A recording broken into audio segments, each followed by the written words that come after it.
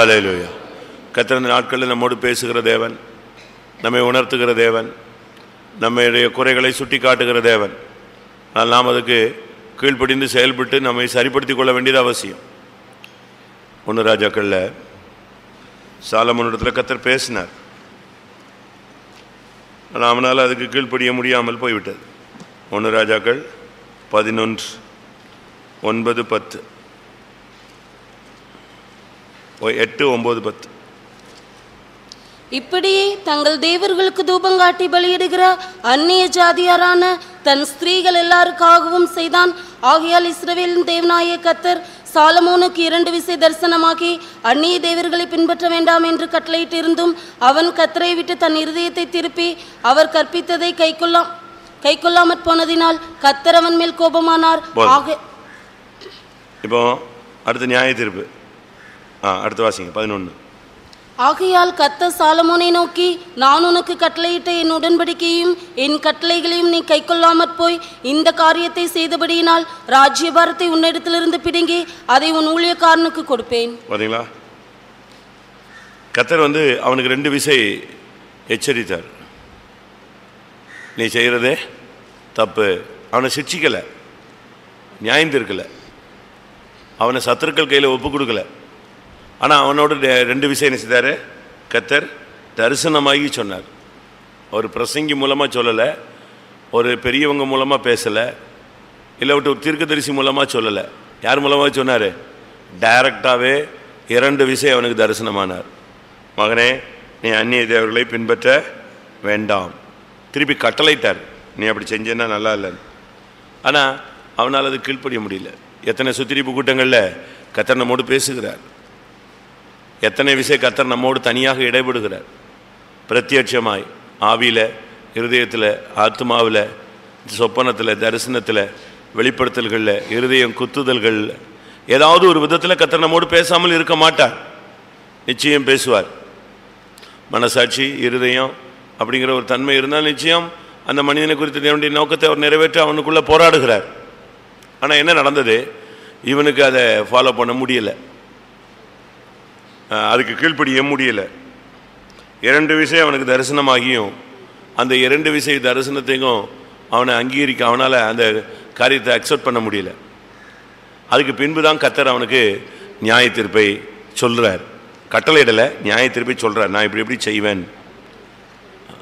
அதுபோல் இந்த நாட்களில் கர்த்தர் நம்மோடு பேசணும். நம்முடைய விசுவாசிகளோடு என்ன செய்யணும்? கர்த்தர் பேசணும். நம்முடைய ஊழியர்களோடு கர்த்தர் பேசணும். நீ செய்கிறது என்னது? தவறு, நீ சரியில்லை. அப்படி பேசினாதான். அப்படி பேசியுமே அவன் கீழ்ப்படியில, பேசாமல் விட்டா 50ஆம் சங்கீதத்தில் 17, 18, 19, 20, 21 வாசிங்க.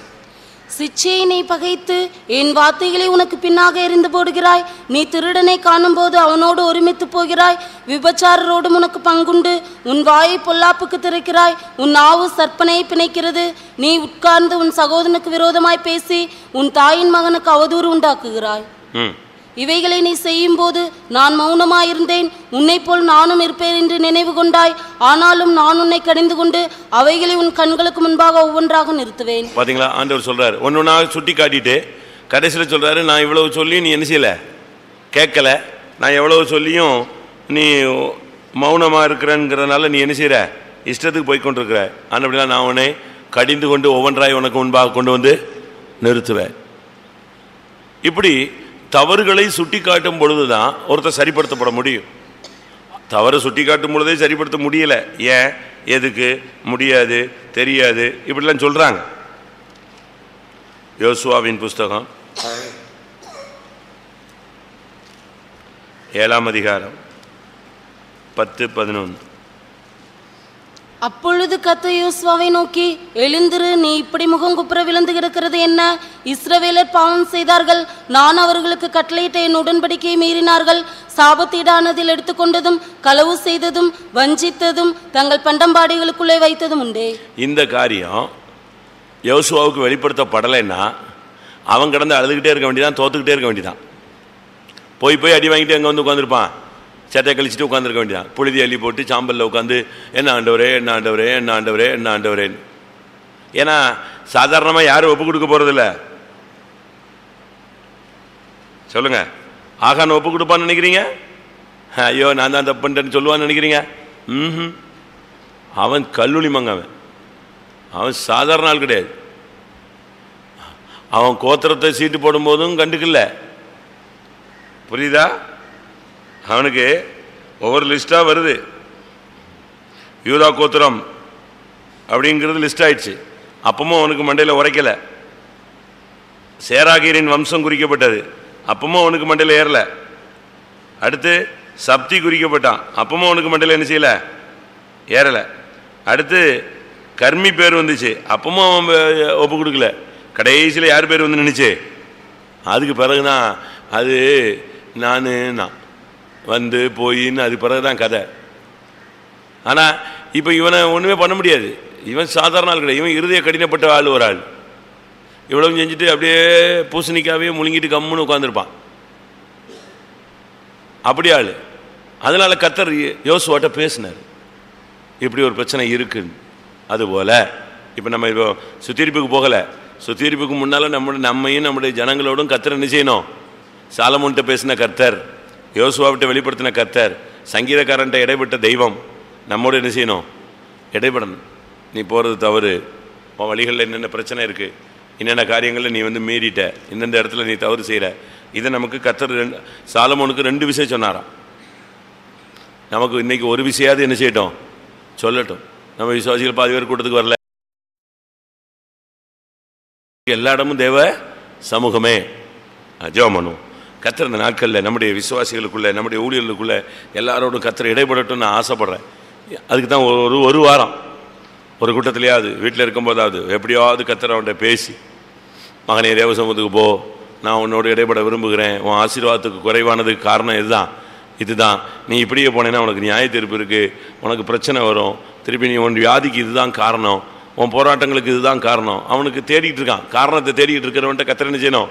மோங்குப்புற விழுந்து கிடக்கிறவன்ட்ட கர்த்தர் பேசினாதான் அவன் சரியாகும். அதனால் இந்த கூட்டங்கள் வாயிலாக ஒவ்வொரு ஊழியர்கள், ஒவ்வொரு விசுவாசிகள் எல்லாரோடும் கர்த்தர் தனித்தனியாய் இடைப்பட்டு அவர்களை உணர்த்து, அவரை சிர்சித்து, அவர்களை கண்டித்து, அவர்களை கடிந்து கொண்டு அவர்களுக்குள்ள ஒரு பெரிய மாற்றத்தை, தெய்வீக மாற்றத்தை கர்த்தர் உருவாக்க முடியாது. கொஞ்ச நேரம் போராடி ஜெபம் பண்ணுவோம்.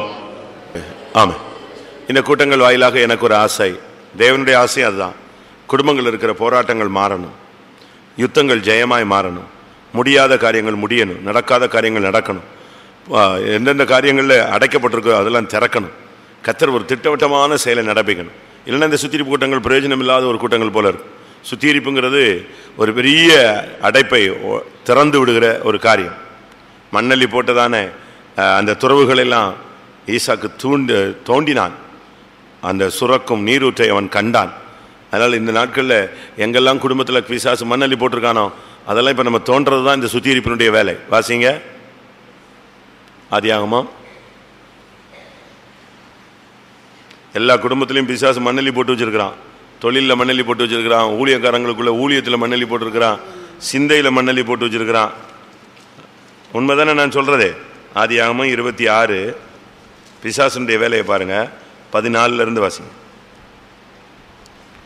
அவனுக்கு ஆட்டுமந்தையும் அநேக பணிவிடைக்காரரும் இருந்தபடியினாலே பெலிஸ்தர் அவன் பேரில் பொறாமை கொண்டு அவன் தகப்பனாய ஆபிரகாமின் நாட்களில் அவனுடைய வேலைக்காரர் வெட்டின துறவுகளை எல்லாம் தூர்த்து மண்ணினால் நிரப்பி போட்டார்கள். பாத்தீங்களா? உனக்கு கிருபை இருந்துச்சு, ஆட்டுமந்தை சாந்தமும் மனத்தாழ்மையும் உனக்கு இருந்தது, மாட்டு மந்தை பாடுகளின் சிந்தை இருந்தது, அநேக பணிவிடைக்காரர்கள், அநேக திறமைகள், ஈவுகள் இருந்தது, உனக்கு சகாயம் பல விதங்களில் இருந்தது. அதனால பிசாசு என்ன செஞ்சான்? உன் மேலே பொறாமை பண்ணுறான். இவன் நல்லா ஜெபிக்கிறானே, இவன் நல்லா உபவாசம் போடுறானே, இவன் நல்லா முழங்கால் போடுறானே, இவன் நல்லா விழித்திருந்து ஜெபிக்கிறானே, இவன் கையின் பிரயாசங்களெல்லாம் தெய்வம் என்ன செய்கிறாரு? ஆசீர்வதிக்கிறாரு. என்ன பிரச்சனை வந்தாலும் அப்படியே அமைதியாக இருந்து சால்வ் பண்ணிட்டு போயிடுறான். எவ்வளோ கஷ்டம் வந்தாலும் மாம்சத்தில் பாடுகளை என்ன செய்கிறான்? ஏற்றுக்கொள்கிறான். நல்ல தேவ சமூகத்தை அனுபவிக்கிறான், விடாமல் கோயிலுக்கு ஓடிடுறான். இதனால இது பிசாசு என்ன பண்ணுறான்? இவனை எப்படியாவது நிறுத்துறதுக்கு வழி என்ன இருக்குது? இப்போ என்ன பண்ணிட்டான்? அவன் மேல் பொறாமை கொண்டு எல்லா துறவுகளையும் எதனால் எதள்ளி போட்டான்? மண்ணள்ளி போட்டான். இன்னைக்கு பாருங்க, மண்ணுன்னு சொல்றது உலக சிந்தை. சுத்தமாக இன்னைக்கு அபிஷேகம் கிடையாது. சுத்தமாக அபிஷேகம்னா என்னன்னே இல்லை. ஏன்னா சுரக்கும் நீரூற்ற எதை போட்டு முடியாச்சு? சுத்தமாக மண்ணலி போட்டு போட்டான். இங்கே அபிஷேகம் கிடையாது. தேவைகள் சந்திக்கப்படலை, தாகம் தீர்க்கப்படலை. தண்ணி இருந்தால் தானே எடுத்து குடிக்கிறதுக்கு இல்லை. இப்போ பிசாசு பார்த்தா நல்ல பொறாமையில் அவன் வேலையை செய்ய ஆரம்பிச்சிட்டான். ஆனால் ஈசாக்கு அப்படிப்பட்ட ஆள் கிடையாது. அவன் விடலை. 18ஆம் வசனம். தன் தகப்பனாய ஆபிரகாமின் நாட்கள் வெட்டினவைகளும் ஆபிரகாம் மரித்த பின் பெலிஸ்தர் தூத்து போட்டவைகளுமான துறவுகளை மறுபடியும் தோண்டி தன் தகப்பன் அவைகளுக்கு இட்டிருந்த பெயர்களின்படியே அவைகளுக்கு பேரிட்டான். ஆபிரகாம் நாட்களில் வெட்டினது, ஆபிரகாம் மரித்த பின் பெலிஸ்தர் தூர்த்து போட்டது எல்லாத்தையும் என்ன செய்ய ஆரம்பிச்சிட்டான்? தோண்ட ஆரம்பிச்சிட்டான். தோண்டுங்க. இந்த 7 நாளும் உட்கார்ந்து விசுவாசிகள் ஊழியர்கள் தோண்டுங்க. எந்தெந்த இடத்துல பிசாசு மண்ணள்ளி போட்டானோ அந்த இதெல்லாம் என்ன செய்யுங்க. இந்த போரில் சில நேரத்தில் அடைப்பாயிரும். அதுக்கு போர் போட வேண்டியதில்லை. அதுக்கு ஒரு அந்த மிஷின்லேயே ஒரு ராடு மாதிரி ஒன்று உள்ள விட்டு அதை என்ன செய்வாங்க பார்த்துருக்கீங்களா? க்ளீனிங் பண்ணுவாங்க. அதுக்கு பிறகு அந்த அந்த அடைச்சிருக்கிற ஊற்றுக்கள்லாம் என்ன செய்யும்? திறந்துடும். தண்ணி நல்ல தண்ணி வரும். கெட்டுப்போன தன்மையெல்லாம் மாறிடும். ஃப்ளோ ஆகிடும், உண்டாயிடும். அதுதான் நம்முடைய வேலை. இப்போ விசாசு போட்டான் அவன் அப்படி செஞ்சுட்டான், இவன் அப்படி செஞ்சுட்டா. இந்த கதையை சொல்லிட்டு இருக்காத. பெலிஸ்தருடைய வேலை மண்ணலி போடுறது. உன் வேலை என்னது? தோன்றது வேலை. பிசாசின் வேலை அவன் வேலையை செஞ்சுட்டு இருக்கான். உன் வேலையை நீ செஞ்சுட்டே இருக்கணும். நீ ஊழியக்காரன், ஊழியத்தை செஞ்சுக்கிட்டே இருக்கணும். விசுவாசியுடைய வேலையை செஞ்சுக்கிட்டே இருக்கணும். பிசாசு அவன் வேலையை செஞ்சுக்கிட்டே இருப்பான். நீங்கள் அதை பற்றி என்ன செய்யக்கூடாது? அழுதுகிட்டு இருக்கக்கூடாது. மணலி போட்டானா, ஸ்தோத்திரம் ஸ்தோத்திரம் ஸ்தோத்திரம் ஸ்தோத்திரம் ஸ்தோத்திரம்னு என்ன செய்யணும்? தோண்டிடணும். அப்போ பிசாசு வெட்கப்படுவான். 19ஆம் வசனம். ஈசாக்குடைய வேலைக்காரர் பள்ளத்தாக்கிலே வெட்டி அங்கே சுரக்கும் நீரூற்றை கண்டார்கள். விடலாம தோண்டிட்டான். இன்னைக்கு மாதிரி போர் போடுற மிஷின்லாம் கிடையாதுங்க. ஆளை வச்சு தான் என்ன செய்யணும்? அன்னைக்கு தோண்டணும். அந்த நீரூற்று வரைக்கும் கிடக்கிற மண்ணை அள்ளி கல்லை அள்ளி அள்ளி அள்ளி அள்ளி அள்ளி அவனுங்க விடாமல் போராடி எதை எடுத்துட்டான்? எனக்கு ஒரு ஆசை, கம்யூனியன் எடுக்கும்போது நம்ம குடும்பங்களில் இருக்கிற சாபம், தடைகள், வியாதி, பிசாசு, செய்வினை, சண்டை, குழப்பம், தருத்திரம், வறுமை, கடன், இதெல்லாம் போகிறதுக்குள்ள சுரக்கும் நூறு நீங்கள் என்ன செய்யணும்? பார்த்துடணும். ஒவ்வொரு சுத்திரிப்படத்துலையும் கொஞ்சம் கொஞ்சம் கொஞ்சம் கொஞ்சமாக மண்ணை அள்ளி அள்ளி அள்ளி அள்ளி அள்ளி நீ உனக்கு விட்ட அபிஷேகத்தை என்ன செய்யணும்? ஆபிரகாம் நாட்களில் இருந்த அந்த சுரக்கும் நீரூற்றை நீ என்ன செய்யணும்? பார்த்துடணும். தோண்டி எடுத்துடணும். அதுக்கு கடந்து நீ உட்காந்து நைட்டெல்லாம் உட்காந்து ஜெபிச்சாலும் பரவாயில்ல. ஒரு 7 நாள் உபவாசம் போட்டு மெலிஞ்சு கருத்து ஓடா போனாலும் பரவாயில்ல. மெனிக்கிட்டு போய் ஒன்றும் பிரயோஜனம் இல்லையா? நல்லா குளிச்சு தேய்ச்சா போட்டு தேய்ச்சி ஃப்ரெஷ்ஷாக வந்தோம், மணிக்கணக்காக லேட்டாக வந்தோம். அப்படியே கிடக்கிறதுக்கு, மண்ணள்ளி போட்டு கிடக்கிறதுக்கு, கருத்து போய் ஒன்றும் இல்லாமல் போனாலும் எதை கண்டுபிடிச்சா போதும்? சுரக்கும் நீரூற்றை கண்டால் போதும். தோண்டி தோண்டி தோண்டி முடிச்சிட்டான். நீங்கள் பாருங்கள், தோண்டி கண்டுபிடிச்சி வாக்குவாதம், தோண்டி கண்டுபிடிச்சி வாக்குவாதம், தோண்டி கண்டுபிடிச்சி வாக்குவாதம் நின்றது. சத்துருக்கள்லாம் வந்து என்ன செஞ்சிட்டான்? ஒப்புரவாயிட்டான், சமாதானம் ஆயிட்டாங்க. அந்த அளவு கர்த்தர் நம்மோடு இடைப்படணும். இந்த கேப்பில் கர்த்தர் அவன்கிட்ட பேசுகிறார். அதான் பெரிய பியூட்டி. நீங்கள் பாருங்கள், 20ஆம் வசனத்தில் அவங்க உடனே வந்து தகராறு பண்ணுவாங்க. அடுத்த உடனே கேராரூர் மேய்ப்பர் இந்த தண்ணீர் தங்களுடையது என்று சொல்லி ஈசாக்குடைய மேய்ப்பருடனே வாக்குவாதம் பண்ணினார்கள். அடுத்து 21. வேறொரு துறவை வெட்டினார்கள், அதை குறித்தும் வாக்குவாதம் பண்ணினார்கள். ஆகையால் அதற்கு சித்னா என்று பெயரிட்டான். பின்பு அவ்விடம் விட்டு பெயர்ந்து போய் வேறொரு துறவை வெட்டினான், அதை குறித்து அவர்கள் வாக்குவாதம் பண்ணவில்லை. பாத்தீங்களா?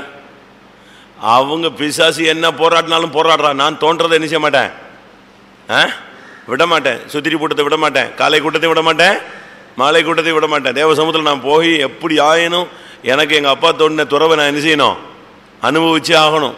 அடுத்த துறவுக்கு போயிட்டான். இந்த துறவை போ விடாமல் தோண்டி கண்டுபிடிச்சிட்டான். கண்டுபிடிச்ச உடனே 3வது இடத்துல அவங்க என்ன செய்யலை, வாக்குவாதம் பண்ணவில்லை. முடிஞ்சு போச்சா? 2 கூட்டத்தோட எது முடிஞ்சிருச்சு? வாக்குவாதம் முடிஞ்சிச்சு. அதுக்கு பிறகு வாக்குவாதம் பண்ணவில்லை. 24 கர்த்தர் அவனோடு வந்து இடைபட ஆரம்பித்து விட்டார். அன்று ராத்திரியிலே கர்த்தர் அவனுக்கு தரிசனமாகி, நான் உன் தகப்பனாய ஆபிரகாமுடைய தேவன், பயப்படாதே, நான் உன்னோடு கூட இருந்து என் ஊழியக்காரனாய ஆபிரகாமின் நிமித்தம் உன்னை ஆசீர்வதித்து உன் சந்ததியை பெருக பண்ணுவேன் என்றார். கர்த்தர் பேசலன்னு உன்னால தைரியமா சொல்ல முடியுது வெக்கம் இல்லாம? ஏன் உன்னால பேச முடியல? ஏன் உன்ட்ட ஆண்டவர் பேசல? ஏன் உனக்கு சொப்பனம் கொடுக்கல, தரிசனம் கொடுக்கல, வசனம் கொடுக்கல, வார்த்தை கொடுக்கல, வெளிப்படுத்தல் கொடுக்கல, உன் மண்டையில் உனக்கு இருதயத்தில் உணர்த்தல? எதுக்கு உணர்த்தல? நீ தூர்த்து போட்டது ஒன்றும் என்ன செய்யல, தோண்டலை. வாக்குவாதம் உண்டானுச்சு, ஆனாலும் திரும்ப திரும்ப தோண்டி வாக்குவாதம் இல்லாத கட்டத்துக்கு அவன் என்ன செய்தான்? தன்னை கொண்டு வந்தான். என்னைக்கு நீ சுரக்கும் நீரூற்றை திருப்பி தோண்டி கண்டுபிடிக்கிறாயோ அன்றைக்கு தான் கர்த்தர் உன்னோடு பேசுவார். கர்த்தர் பேசலன்னு சொல்ற ஊழியக்காரர்களே, கர்த்தர் பேசவில்லை என்று சொல்லுகிற விசுவாசிகளே கவனிங்க. கர்த்தர் ஏன் பேசல? பிசாசு மண்ணள்ளி போட்டதை கண்டுக்காம நீ அமைதியா இருந்து அந்த மண்ணை வச்சுக்கிட்டே உட்கார்ந்துட்டு இருந்த. நீ இன்னைக்கு தோண்டி கண்டுபிடி. இன்னைக்கு இந்த கூட்டம் முடியறதுக்குள்ள கூட கர்த்தர் உன்னோடு என்ன செய்யலாம்? பேசலாம். சுரக்கும் நீரூற்றை கண்டு வாக்குவாதம் இல்லாத ஒரு தெய்வீக வாழ்க்கைக்கு வந்த உடனே கர்த்தர் அவனோடு வந்து பேசினார். நான் உன்னை ஆசீர்வதிப்பேன், உன்னை ஒருத்தனும் ஒன்றும் பண்ண முடியாது, நான் உன்னை பெருக பண்ணுவேன். அந்த வார்த்தை கிடைச்ச அடுத்த நாள் வந்து எந்த சத்துரு மண்ணள்ளி போட்டானோ அவனே வந்து காலில் விழுந்துட்டான். 26ஆம் வசனம், 28ஆம் வசனம். அபிமெலேக்கும் அவன் சிநேகிதனாகிய அகுசாத்தும் அவன் சேனாதிபதியாகிய பிகோலும் கேராரில் இருந்து அவன் இடத்துக்கு வந்தார்கள். அதற்கு அவர்கள் நிச்சயமாய் கர்த்தர் உம்மோடு கூட இருக்கிறார் என்று கண்டோம். ஆகையால் எவ்வளவு அருமையா சொல்றான் பாருங்களேன். கர்த்தர் உன்னோடு கூட இருக்கிறார் நாங்கள் கண்டுபிடிச்சிட்டோம். இதுதான் உனக்கு யார் விரோதமா எழும்புனானோ, நீ இன்னைக்கு சுரக்கும் நீரூற்றை கண்டு சரியான அபிஷேகத்துக்குள்ள வந்துரு, சுத்திரிக்கப்பட்டு பரிசுத்தமாக்கப்பட்டு ஒரு சரியான ஒரு அபிஷேகத்துக்குள்ள நீங்க வந்துட்டீங்கன்னா கர்த்தர் உன்கிட்ட பேசுவார். உனக்கு விரோதமான வல்லமை என்ன செய்யும்? கீழே விழும். கொஞ்ச நேரம் தோண்டலாமா? எல்லாரும் கண்களை மூடுவோம். நல்லா நீங்க டயத்தை நீங்க பயன்படுத்திட்டீங்கன்னா நீங்க பாக்கியவான்கள்.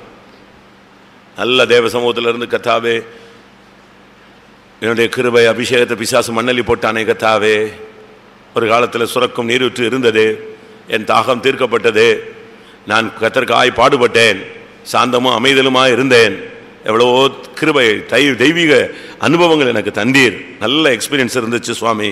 இப்போ சமீப காலங்களில் பிசாசு மண்ணள்ளி போட்டுட்டான். மாம்ச கவலை, உலக கவலை, நான் பல காரியங்களில் சிக்கி கொண்டு உழன்று போய் கிடக்கிறேன். நான் இன்றைக்கு மறுபடியும் தோண்ட விரும்புகிறேன் கர்த்தாவே. இன்னைக்கு எனக்கு ஒரே வாக்குவாதமாக இருக்கிறது. மனதில் வாக்குவாதம், சிந்தையில் போராட்டங்கள், மனிதர்களுடைய போராட்டங்கள், இதிலிருந்து எனக்கு விடுதலை தாரு சுவாமி.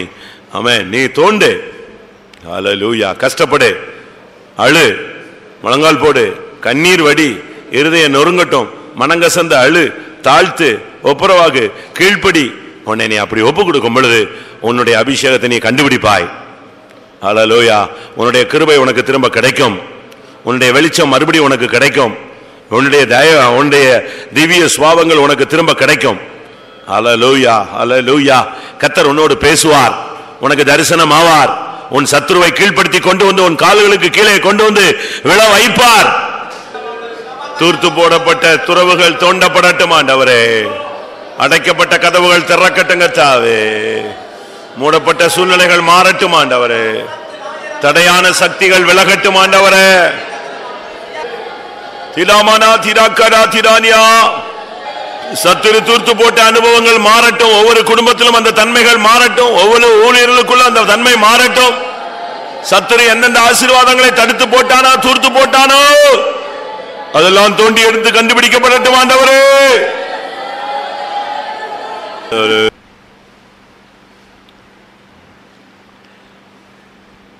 ரோமர்களின் நிருபம் 1ஆம் அதிகாரத்தில் நேற்று 10ஆம் வசனத்தை பார்த்தோம். அந்த 1ஆம் அதிகாரத்தில் பல காரியங்கள் சுட்டி காட்டப்பட்டிருக்கிற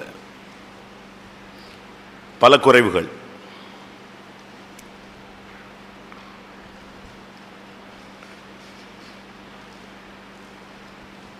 ஒன்று 21 வாசி. அவர்கள் தேவனை அறிந்தும் அவரை தேவன் என்று மகிமைப்படுத்தாமலும் ஸ்தோத்திரையாமலும் இருந்து தங்கள் சிந்தனைகளின் அழிவினரானார்கள். உணர்வில்லாத அவர்களுடைய இருதயம் இருளடைந்தது.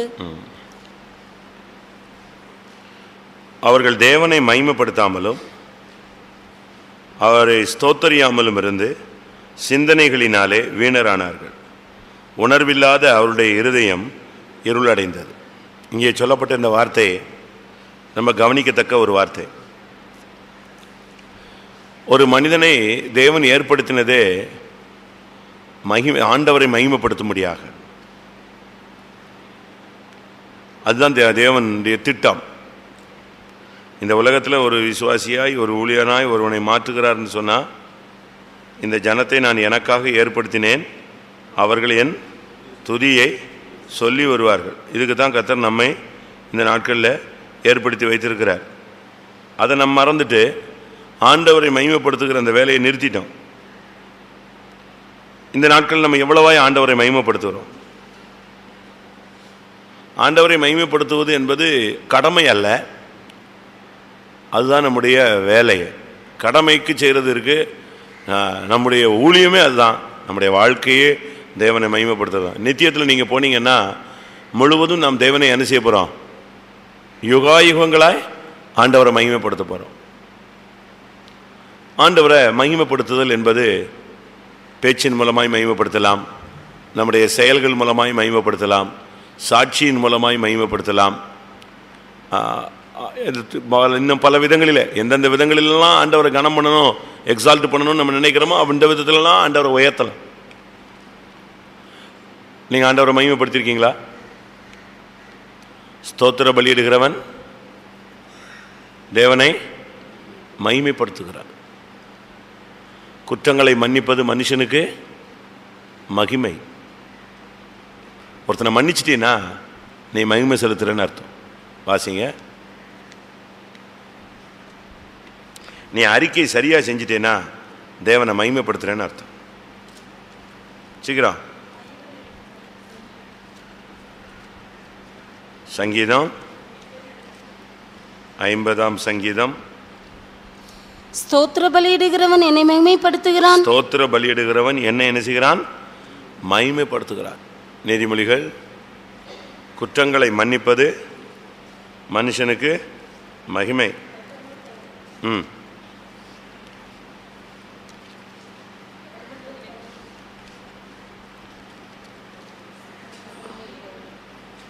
சங்கீதம் இல்லை, நீதிமொழி. மனுஷனுடைய விவேகம் அவன் கோபத்தை அடக்கும், குற்றத்தை மன்னிப்பது அவனுக்கு மகிமை. குற்றத்தை மன்னிப்பது அவனுக்கு மகிமை. அதனால் இந்த மகிமை செலுத்த வேண்டிய காரியத்தை நாம் சரியாக செலுத்தணும். மன்னிக்காமல் போயிட்டு ஆண்டவரே ஸ்தோத்தரிக்கிறேன் ஸ்தோத்தரிக்கிறேன் அல்லேலூயா அல்லேலூயான்னா என்ன அல்லேலூயாவும் ஒரு பிரயோஜனம் இல்லை. 68ஆம் சங்கீதம் 69ஆம் சங்கீதம் 30ஆம் வசனம். சங்கீதம் 69:30. தேவனுடைய நாமத்தை பாட்டினால் துதித்து அவரை ஸ்தோத்திரத்தினால் மகிமைப்படுத்துவேன். ஸ்தோத்திரம் பண்ண பண்ண பண்ண ஆண்டவரை நம்ம மகிமைப்படுத்துகிறோம். ஸ்தோத்திரம் பண்ணும் பொழுது நம்ம ஆண்டவரை உயர்த்துகிறோம். குற்றத்தை மன்னிக்கும் போது ஆண்டவரை என்ன செய்கிறோம்? மகிமைப்படுத்துகிறோம். சரிதானா? யோசுவாவின் புஸ்தகம்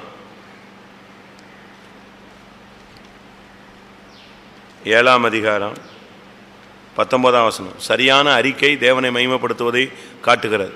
அப்பொழுது யோசுவா ஆகானை நோக்கி, மகனே, நீ இப்பொழுது இஸ்ரவேலின் தேவனாகிய கர்த்தரை மகிமைப்படுத்து, அவருக்கு முன்பாக அறிக்கை பண்ணி நீ செய்ததை எனக்கு சொல்லு, அதை எனக்கு ஒழிக்காதே என்றான். ஒழிக்காதே அறிக்கை பண்ணி ஆண்டவருடைய சமூகத்தில் வெளிப்படுத்தினா அதுக்கு அர்த்தம் என்னது? நீ கர்த்தரை மகிமைப்படுத்துகிறாய். அறிக்கை, சரியான அறிக்கை மகிமைப்படுத்துவதை காண்பிக்கிறது. ஒருவனை மன்னிப்பது மகிமைப்படுத்துவதை காண்பிக்கிறது. ஸ்தோத்திரம் பண்ணுவது ஆண்டவரை மகிமைப்படுத்துவதை காண்பிக்கிறது. நம்ம மகிமைப்படுத்துகிறோமா? அறிக்கை இடுறோமா? ஸ்தோத்திரம் பண்ணுறோமா? மன்னிக்கிறோமா? இது நமக்குள்ளே இருக்கா? இந்த வல்லமை இருக்கா? இந்த செயல்பாடு நம்முடைய அந்த ஜீவன் நமக்குள்ளே இருக்கா? ரெண்டாவது, ஸ்தோத்தரியாமலும் இருந்து மகிமைப்படுத்துதலில் அடுத்த ஸ்டெப் சொல்லுது ஸ்தோத்திரம் பண்ணுறது. ஸ்தோத்திரம் பண்ணுறது எப்பொழுதுமே நம்ம வாயிலேருந்து வந்துக்கிட்டே இருக்கணும். நல்லதோ கெட்டதோ நம்ம வாயிலேருந்து எப்பவுமே என்ன வந்துக்கிட்டே இருக்கணும்? ஸ்தோத்திரம் பண்ணிகிட்டே இருக்கணும். பிரசங்கம் கேட்கும்போது கூட நீங்கள் ஸ்தோத்திரம் பண்ணிகிட்டே இருங்க. வீட்டில் உட்காந்துட்டு இருக்கும்போது கூட ஸ்தோத்திரம் பண்ணுங்க. பிரயாணத்தில் ஸ்தோத்திரம் பண்ணுங்க. கர்த்தரை துதிக்கும் துதி எப்போதும் என் வாயில் இருக்கும். ஏன்? எல்லாவற்றிற்கும் ஸ்தோத்திரம் செய்தலே தகும், துதித்தலே இன்பமும் ஏற்றதுமா இருக்கு. ஏன் இப்படி இந்த ஸ்தோத்திரங்கிறத இவ்வளவு முக்கியப்படுத்துறாருன்னு சொன்னா, கிருபை அதுக்குள்ளதான் மறைஞ்சு கிடக்கு. ஸ்தோத்திரத்தினால் என்ன பெருகுது? கிருபை பெருகுது. நீங்க கடல் தண்ணீர்னு சொல்றோம். கடல் தண்ணீரை வச்சுதான் அனல் மின் நிலையத்தை என்ன செய்யறான்?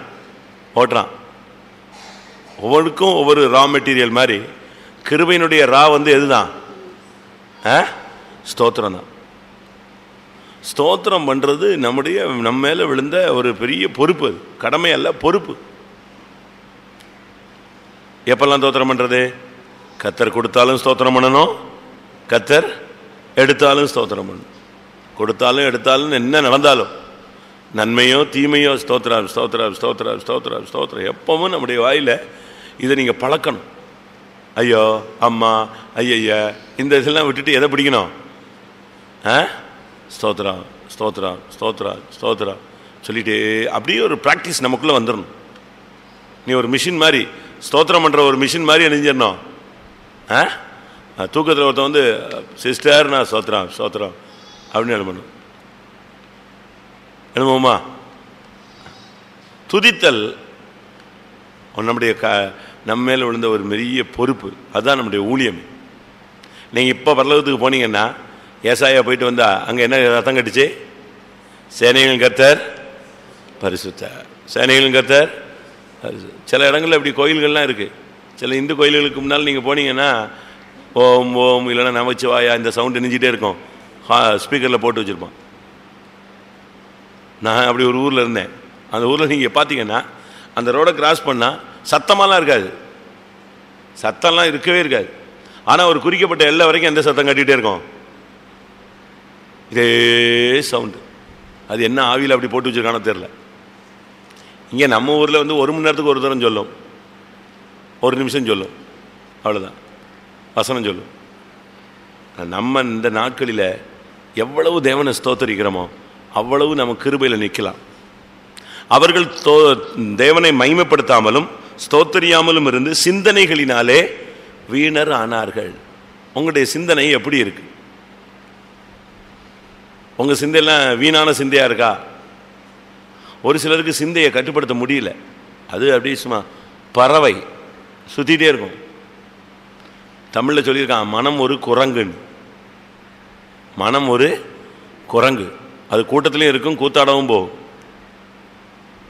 இங்கே இருக்கும்போதே வீட்டுக்கு போகும், வீட்டில் இருக்கும்போதே ஊருக்கு போகும், ஊர்ல இருந்து அமெரிக்கா போயிடலாம், அமெரிக்கால இருந்து டக்குன்னு இங்கே வந்துடும். சிஸ்டர் என்னது அப்படிம்பாங்க. அதுக்குள்ள அவங்க எங்க போயிட்டு வந்துட்டாங்கன்னு அர்த்தம்? மெய் மறந்து அடுத்த கட்டத்துக்கு போயிட்டாங்கன்னு அர்த்தம். அது ஒரு குரங்கு. அதை கட்டுப்படுத்தலைன்னா ரொம்ப கஷ்டம். சிந்தையை நீ கட்டுப்படுத்த உனக்கு இந்த வருஷத்துல இல்ல கடந்த சுத்திரிப்பட்டத்திலிருந்து இந்த சுத்திரிப்பட்டதுக்குள்ள உங்களுடைய சிந்தனைகளிலே எத்தனை பேர் வீணராய் போயிருக்கீங்க? அதுக்கு காரணம் 2 காரணம் தான். மகிமைப்படுத்தாததும் ஸ்தோத்திரம் பண்ணாததுதான். ஸ்தோத்திரம் பண்ணிட்டே இருக்க வேண்டிய சிந்தை ஸ்தோத்திரத்தினால் நிரம்பி இருக்கும். மகிமைப்படுத்த வேண்டிய சிந்தை எப்படி இருக்கும்? மகிமையினால நிரம்பி இருக்கும். அப்படியே அந்த தேவ மகிமை நிரம்பி இருக்கும்போது அங்க சிந்தை பரிசுத்தமா இருக்கும். சிந்தையில குழப்பமே வராது, சிந்தையில கசப்பே வராது, சிந்தையில போராட்டங்களே வராது. இந்த 2 காரியம் செய்யாதனால சிந்தனையும் கெட்டு போயிருது, உணர்வில்லாத அவருடைய இருதயம் இருள் அடைந்தது. இன்னைக்கு பாருங்க, என்ன பண்ணாலும் ஒரு சிலருக்கு அந்த இருதய குத்துதலே வரல. எப்ப நீ பேசுறது சரியில்லை, மண்டையில ஏற மாட்டேது, நீ இப்படி செய்யக்கூடாது. இருதயம் என்ன ஆகி போச்சு? இருதயம் இருள் அடைஞ்சிருச்சு. ஹார்ட் சுத்தமா அவுட்டு, இருள் கிடக்கு. இருதயத்தில் சுத்தம் இல்லை. இருதயத்தில் ஒரு இருளின் தன்மை ஆளுகை செஞ்ச பிறகு, நீங்க இந்த இருதயங்கிற புக்கை பார்த்துருக்கீங்களா? படம் பார்த்துருக்கீங்களா? புக்கில் ஒரு இருதயம் போட்டிருக்கும். அங்க என்ன இருக்கும்? படிச்சிருக்கீங்களா? விஜயனின் இதயமா? அதுக்குள்ள என்ன இருந்துச்சு?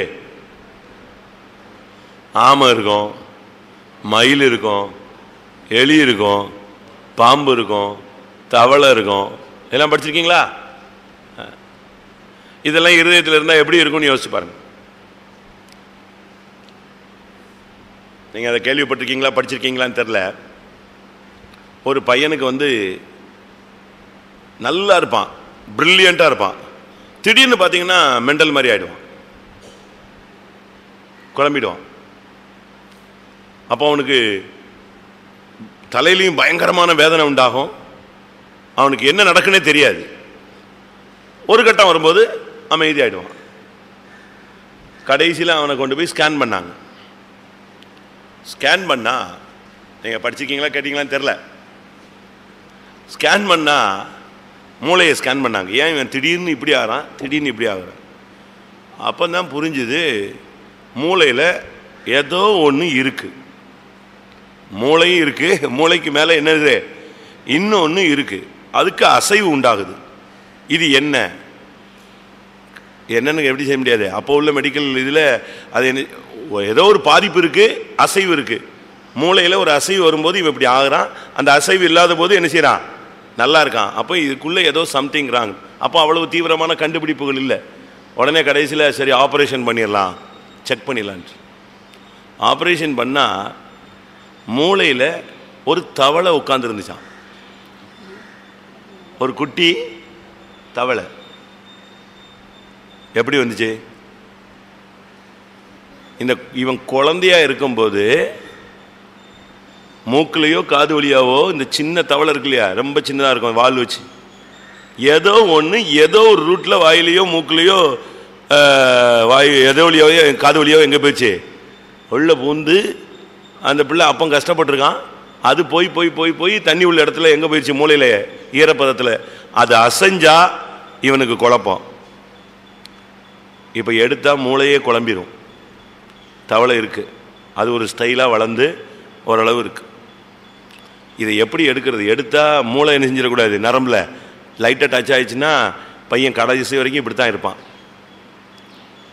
அப்போ ஒரு டாக்டர் சொன்னானா, ஒரு பேசனில் தண்ணியை கொண்டு வா, அதை கொண்டு போய் இவன் தலைக்கு டென்னிசி வை. இந்த தண்ணியை பார்த்தோன்னே எது வரும் வெளியே, அது வருதா இல்லை உள்ளே நம்மளை பார்த்துட்டு சர்ன்னு உள்ளே நுழைஞ்சிருச்சுன்னா பையன் என்னஞ்சான், தொலைஞ்சான், மூளைக்குள்ளே நுழைஞ்சிருச்சுன்னா.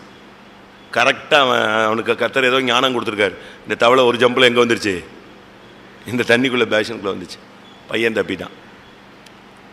உன் இருதயத்துக்குள்ளே இந்த தவளை இருந்துச்சுன்னா நீ ஜம்ப் பண்ணிக்கிட்டே இருக்க வேண்டியதான். விஜயனின் இருதயத்தில் எது இருந்துச்சு, தவளை இருந்துச்சு. படிச்சிருக்கீங்களா அந்த புக்கு? இருதயம்னு ஒரு சிவப்பு கலர் புக்கு போட்டு இந்த டிராக்டுக்கு பதிலாக கொடுப்பாங்க, மனிதனின் இருதயம். அந்த படத்தை வேணா படிச்சு பாருங்க.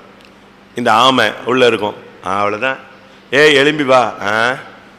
ஆமையை கூப்பிட்டா ஆமை எங்கே ஓடும்? ஆமை நடக்கிறதுக்கே காசு கொடுக்கணும்.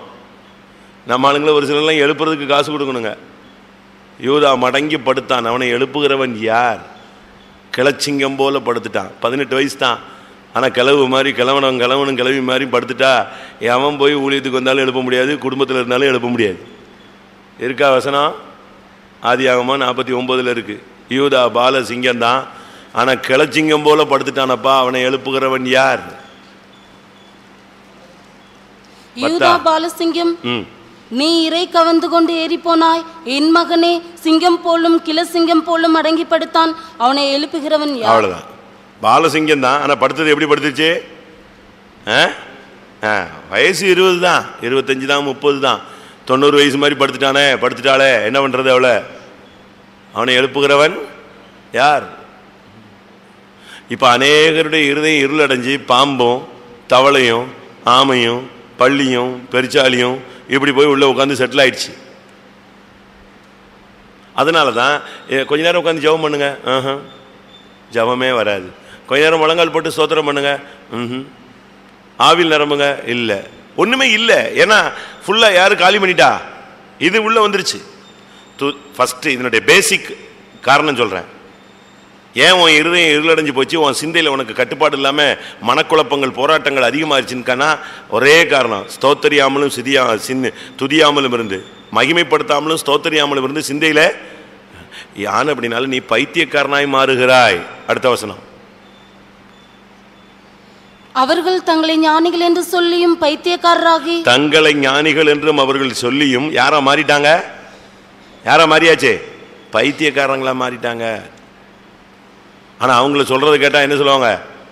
இந்த குற்றாலத்தில் நான் போயிருக்கேன், பைத்தியக்காரங்களெல்லாம் கொண்டு வந்து குளிப்பாட்டுவாங்க, பார்த்துருக்கீங்களா? அங்கே ஒரு ஹாஸ்பிட்டல் மாதிரி இருக்குது. அந்த தண்ணி விழுகிற அதிர்ச்சியில் அவனுக்கு கொஞ்சம் புத்தி தெளியுமா, அந்த மூலிகை தண்ணியில் குளித்தா அவனுக்கு சுகமாயிடுமா அப்படின்னு கொண்டு வருவாங்க. அவங்கள அந்த மெண்டல் இதிலேருந்து கொண்டு வருவாங்க, அடித்து இழுத்து கொண்டு வருவான். அப்படியே இந்த ஆடு மேய்ச்ச மாதிரி கொண்டு வந்து தண்ணியில் குளிப்பாட்டி விடுவான். அதில் வரும்போது அவன் சொல்லுவான், இதெல்லாம் நம்ம ஊர் தான்டா, நான் தான் காசு கொடுத்து வாங்கியிருக்கேம்மா. ஒருத்தன் அவன் அவன் அவன் பார்வையில் அவன் யாரு? ஞானி. அவன் பார்வையில் அவன் பெரிய அதிபர். நான் உங்களுக்கு சொல்லியிருப்பேனே, நான் புக்கில் தான் படித்தேன், சொல்லியிருக்கேனா?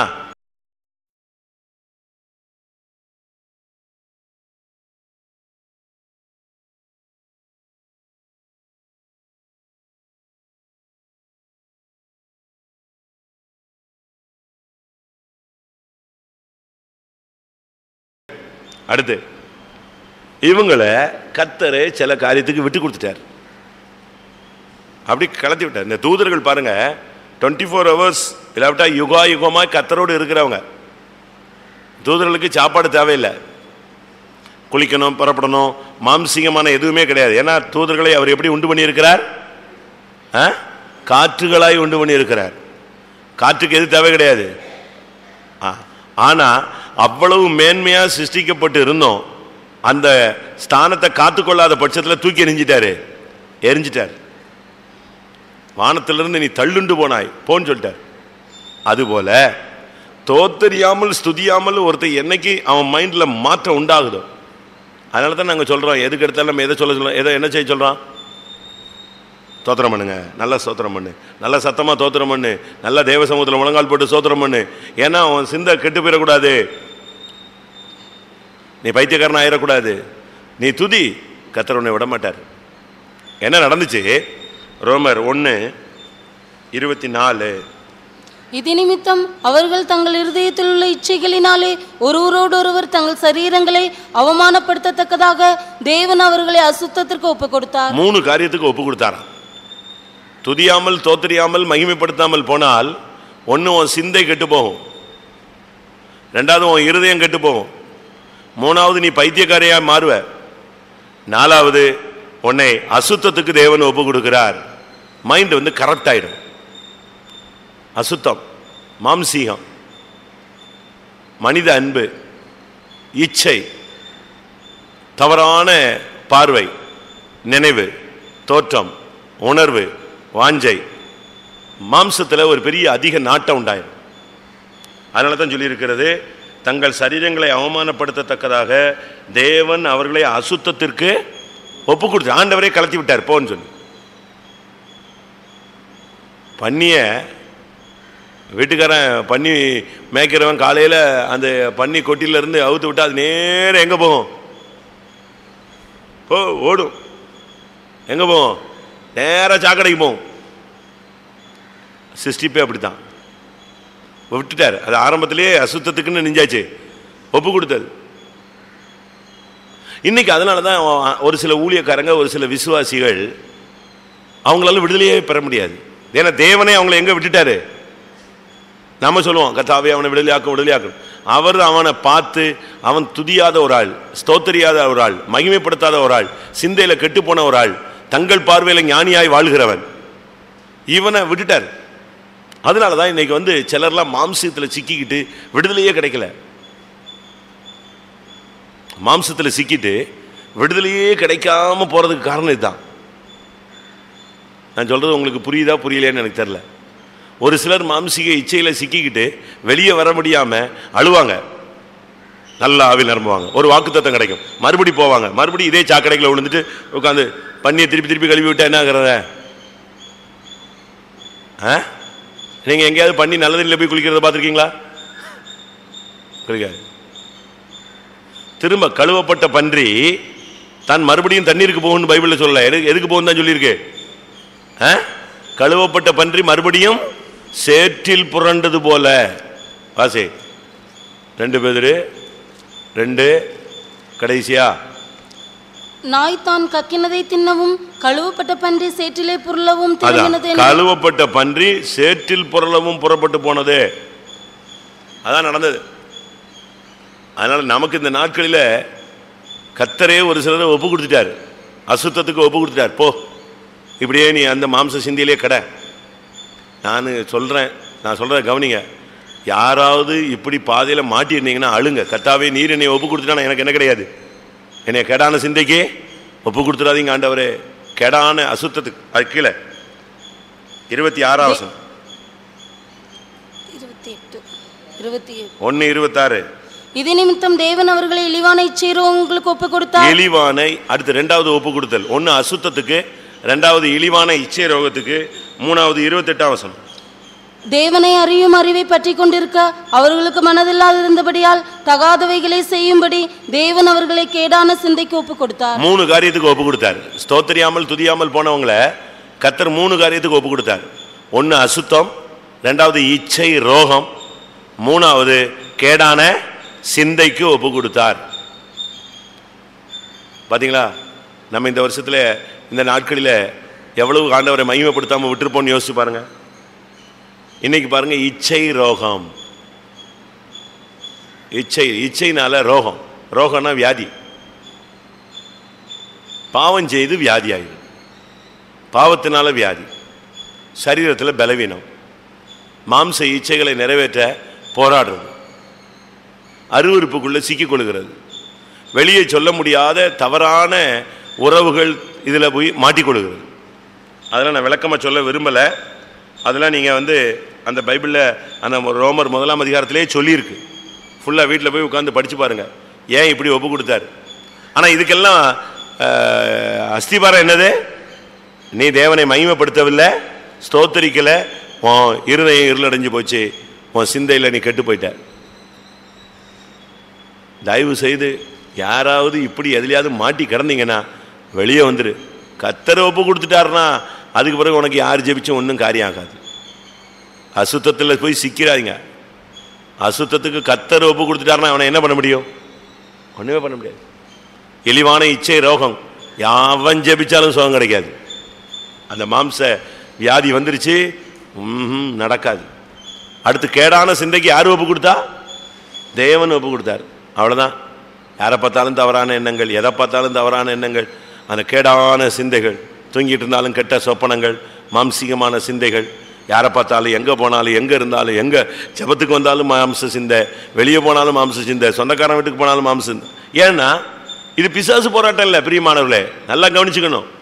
இது செய்வனையோ பிசாசோ விழுந்து போன ஆவியினுடைய தாக்குதல் அல்ல. நீ தேவனை மகிமைப்படுத்தாமல் இருந்த குற்றத்தினால வந்த பாதிப்பு.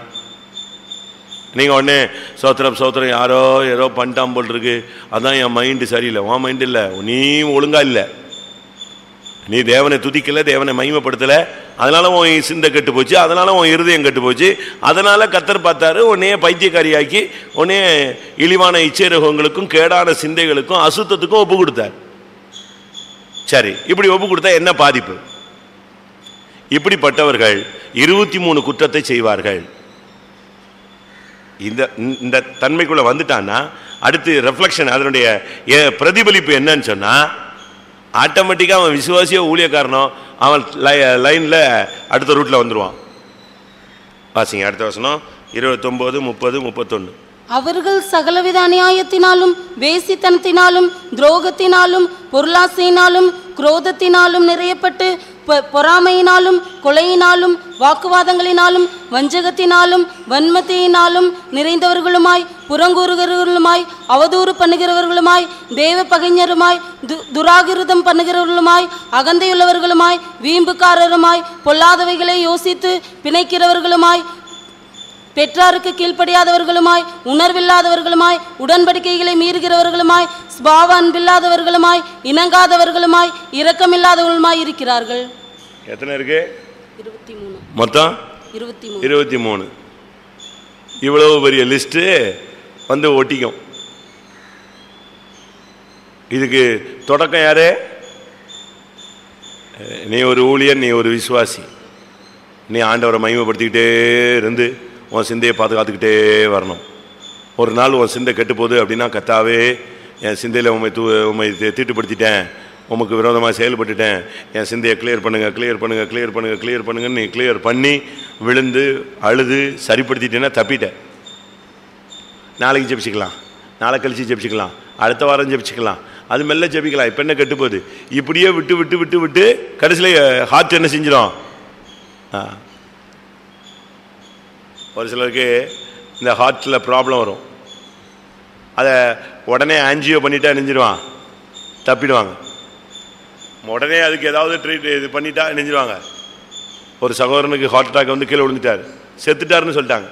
ஆனால் ஒரு டாக்டர் வந்து கையில் எந்த உபகரணமுமே இல்லை, எந்த உபகரணமும் இல்லை, மெடிக்கல் ட்ரீட்மெண்ட் கொடுக்க முடியாத ஒரு கண்டிஷன், தனியாக இருக்கும்போது இப்படி ஆயிடுச்சு.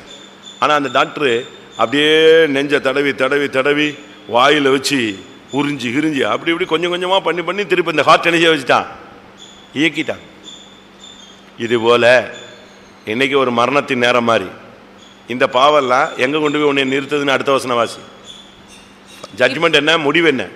இப்படிப்பட்டவைகளை செய்கிறவர்கள் மரணத்திற்கு பாத்திரராய் இருக்கிறார்கள் என்று. போதுமா? இதனுடைய ஃபைனல் செட்டில்மெண்ட் என்னது? மரணம், ஆத்மீக மரணம். வாழ்க்கையில் ஆவிக்குரிய வாழ்க்கை முடிந்து விடுகிறது. அதனால தான் நான் சொல்கிறேன், நாம் இன்னைக்கு சரியாக நம்மளை சரிப்படுத்த வேண்டிய நேரம் இதுதான். இந்த சுத்திரிப்பு கூட்டங்களில் நம்மை சரிப்படுத்தணும். தோத்திரியாமல் துதியாமல் இருந்து மகிமைப்படுத்தாமலும் இருந்து சிந்தையில் கெட்டு போய் உணர்வில்லாத இருதயத்தினால் இருளடைந்த இருதயத்தை கொண்டு வந்து ஞானிகள் என்று சொல்லி பைத்தியக்காரராகி கேடான சிந்தைக்கும் இழிவான இச்சைரகங்களுக்கும் அசுத்தத்துக்கும் ஒப்பு கொடுக்கப்பட்டு மறுபடியும் இந்த 23 பாவமும் நமக்குள்ளே வளர்ந்து கிளை விட்டு அது நல்லா ஸ்ட்ராங்காகி கடைசியில் நம்ம கொண்டு போய் எங்கே நிறுத்தோம்? சீயோனுக்கும் நிறுத்தாது, எருசலேமுக்கும் நிறுத்தாது. எங்கே கொண்டு போய் நிறுத்தோம்? மரணத்தில் கொண்டு போய் நிறுத்தோம், தோல்வியில் கொண்டு போய் நிறுத்தும், பாதாளத்தின் வாசலில் கொண்டு போய் தட்டிட்டு நிற்கும். வாங்க நான் வந்துட்டேன் திறந்து விடுன்னு அங்கே கொண்டு போய் நிறுத்திடும். நம்மளை யோசிச்சு பாருங்க, இன்றைய நம்முடைய நிலவரம் என்ன? நம்முடைய ஆவிக்குரிய தன்மை என்ன? சகலவித அநியாயம், வேசித்தனம், துரோகம், பொருளாசை, குரோதம், பொறாமை, கொலை, வாக்குவாதம் அப்படியே வரிசையாக இருக்கு. இதில் 23 இருக்கா, இல்லை 21 இருக்கா, 21 இருக்கா, 2 இருக்கா, இல்லை 18 இருக்கா, 19 இருக்கான்னு பாருங்க. இதில் எதில் ஒன்று இருந்தாலும் அடிபட்டுரும். ஏன்டா இது என்னது? மரணத்துக்கு ஏதுவான பாவம். இப்படி மரணத்துக்கு ஏதுவான பாவத்தில் போய் ஒருத்தர் விழுந்துட்டான்னா அவனுக்காக ஜெபிச்சு பிரயோஜனம் இல்லைன்னு பைபிள் சொல்லுது. அதுக்கு தான் நான் முதலே சொன்னேன், தேவன் உன்னை கேடான சிந்தைக்கும், தேவன் உன்னை இழிவான இச்சரோகத்துக்கும், தேவன் உன்னை அசுத்தத்துக்கும் ஒப்பு கொடுத்துட்டா யார் ஜெபிச்சா என்ன ஆக போகுது? ஒப்பு கொடுத்தது யாரு? அவர் கோணலாக்கினதை ஒருத்தரும் நேராக்க முடியாது. அதை நல்லா புரிஞ்சுக்கோங்க. அழுங்க, கர்த்தாவே என்னையோ என் மனைவியோ என் புருஷனையோ என் பிள்ளைகளையோ என்னுடைய ஊழியர்களையோ தயவு செய்து கேடான சிந்தைக்கு நெஞ்சிடாதீங்க, ஒப்பு கொடுத்துடாதீங்க. இன்னைக்கு இல்லை, என்னைக்குமே ஒப்பு கொடுக்காதீங்க. இழிவான இச்சரோகங்களுக்கும் கேடான சிந்தைக்கும் அசுத்தத்துக்கும் நீர் எங்களை ஒப்பு கொடுத்துட்டா கைவிட்ட கேஸ் தான் அது. 1 யோவான் 5 நீங்கள் பார்த்தீங்கன்னா,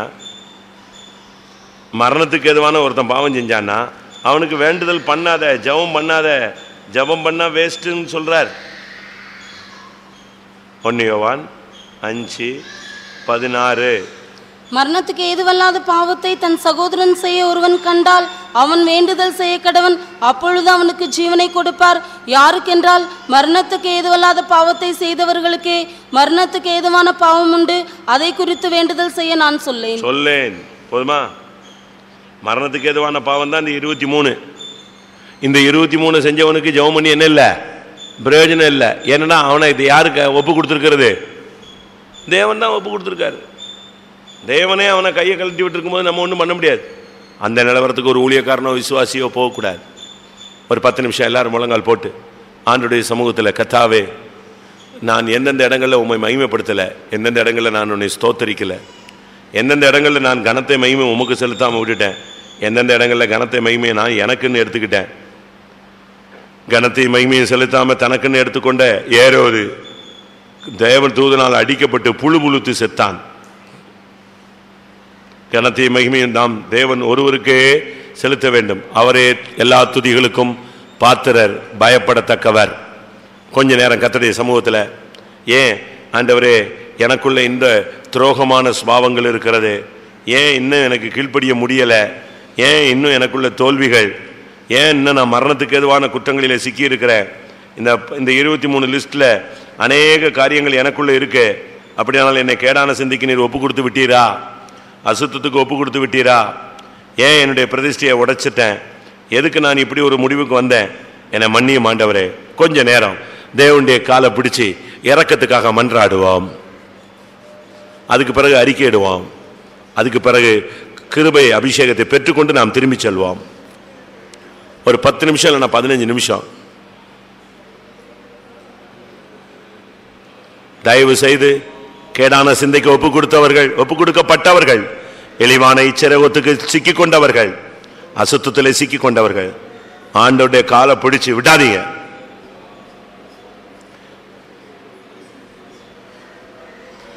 ஆண்டவரே இப்போ எனக்குள்ள இருக்கிற இழிவான இச்சரோகத்தை எடும், கேடான சிந்தையை எடும், அசுத்தத்திலிருந்து எனக்கு விடுதலை தாரும். என் வாழ்நாளெல்லாம் உம்மை துதித்து துதித்து துதித்து என் ஓட்டத்தை முடிக்க வாஞ்சிக்கிறேன். எனக்குள்ள இருக்கிற இந்த மரணத்துக்கு எதுவான பாவத்திலிருந்து எனக்கு ஒரு மன்னிப்பும் விடுதலையும் ஜெயமும் பரிசுத்தமும் கிருபையாய் தாரும். கேளு, வாயை தர, முழங்கால் போடு, போராடு, கண்ணீர் விடு. அல்லேலூயா. அருமையான நேரம் பிரியமானவர்களே, தலையை கீழே போடுற நேரம் அல்ல. ஆமென். சிங்காசனத்தை நோக்கி இரக்கத்தின் அதிபதியின் இடத்துல இரக்கத்தை பெற்றுக் கொள்ளுங்கள்.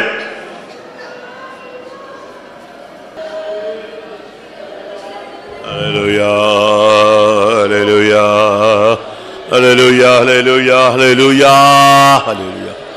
ஓ ரபக்க ரபக்க ரபக்க ரபக்க ரபக்க துரபானி. ஆமென், ஆமென். ஆம், இந்த காலை வேளையில வந்து ஆண்டவருடைய சன்னிதானத்தில் தூர்த்து போட்ட அனுபவங்களை தோண்டி எடுக்க விரும்பினவர்கள், ஒப்பு கொடுத்தவர்கள், கேடான சிந்தையிலிருந்து விடுதலை பெற வாஞ்சிக்கிறவர்கள், நான் துதியாமலும் சோத்தரியாமலும் போய் இப்படி நான் சிக்கிக் கொண்டேன் என்ற உணர்வு உள்ளவர்கள் எழும்பி கர்த்தருடைய சன்னிதானத்தில் அறிக்கையிடலாம். இது அறிக்கை நேரம், தேவனை மகிமைப்படுத்துகிற ஒரு நேரம், பயன்படுத்திக் கொள்ளுங்கள். ஆமென். உண்மையாகவே ஒருத்த கொடூரமான பாதையில போனாதான் அவனுக்கு அந்த கஷ்டம் தெரியும்.